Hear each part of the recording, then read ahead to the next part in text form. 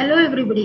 இன்னைக்கு Fundamentals of Electric Circuits by Alexander and Sedicus 5th edition ல இருந்து chapter 2 ல இருந்து 2.25 exercise problem solve பண்ண போறோம். இதுல என்ன கேட்டிருக்குது இதுல அப்படின்னா find the current voltage and the power associated with the 20 kilo ohm resistance அப்படின்னு கேட்டிருக்கு. So this is our 20 kilo ohm resistance. இதுல என்ன current flow ஆகுது, என்ன voltage drop இருக்குது, power இதுல எவ்வளவு absorb ஆகுது அப்படிங்கறத கேட்டிருக்காங்க. சரியா? So இந்த circuit பார்த்தோம் அப்படின்னு சொன்னோம்னா இதுல 5 milliamps current flow ஆகுது. So இங்க வந்து same 5 milliamps current இங்க flow ஆகும். So that is flowing through this 10 kilo ohm resistance. இது வழியாவும் அது flow ஆகும். அப்ப இங்க ஒரு voltage drop வரும். அந்த voltage drop V0 கொடுத்திருக்காங்க.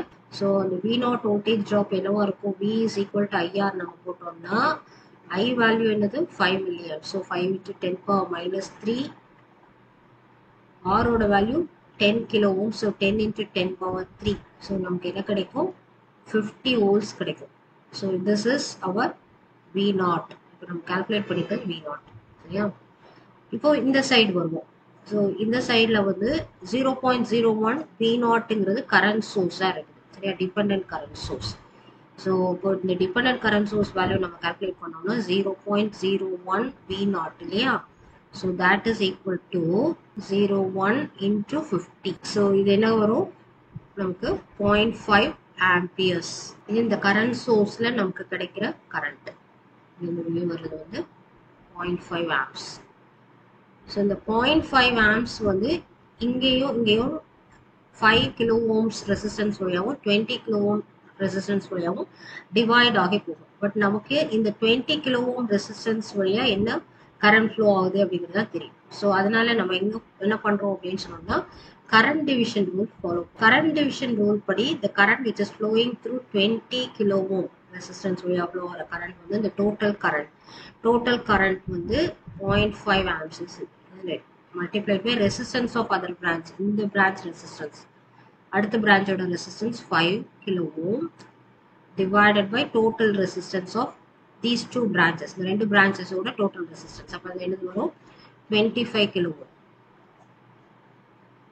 So இது கேன்சல் ஆயிடும். இங்கே நம்ம கேன்சல் பண்ணோம்னா 5 remove பண்ணோம்னா கரண்ட் வந்து 0.1 amps வந்து இந்த ரெசிஸ்டன்ஸ் வழியா ஃப்ளோ ஆகுது. ஸோ இப்போ நமக்கு என்ன கிடைக்கும் அப்படின்னா அதில் என்ன வோல்டேஜ் வரும் அப்படின்னு பார்ப்போம். So the voltage across this 20 kilo ohm அப்படின்னா voltage is equal to V is equal to IR formula போடலாம் இல்லையா? IR. ஸோ I வந்து இங்கே 0.1 amps multiplied by R வந்து 20 kilo ohm. So 20 into 10 power 3. 2 into 10 power 3 வரும் இல்லையா? So இது 2 kilo volt அப்படின்னு நம்ம எழுதுவோம். 2 kilo volts. ஸோ அடுத்த ஆன்சர் கிடைச்சிருச்சா? அதுக்கு அடுத்த ஆன்சர் நம்ம பார்ப்போம். இப்போ அடுத்து power associated with 20 kilo ohm. So power associated with 20 kilo ohm resistance அப்படின்னா VI ஃபார்ம்ல நம்ம போடலாம் இல்லையா? V value 2 kilo volt. So 2 into 10 power 3 into இது I வேல்யூ 0.1 amps. அதனால பவர் வந்து 0.2 into 10 power 3. So இது என்ன value? Answer is that is equal to 0.2 kilowatts. So நமக்கு அந்த மூணு ஆன்சர் கிடைச்சிருச்சு. So this is the current. இது ஒரு answer. So we got all the answers. Okay, thank you. Hope you have understood.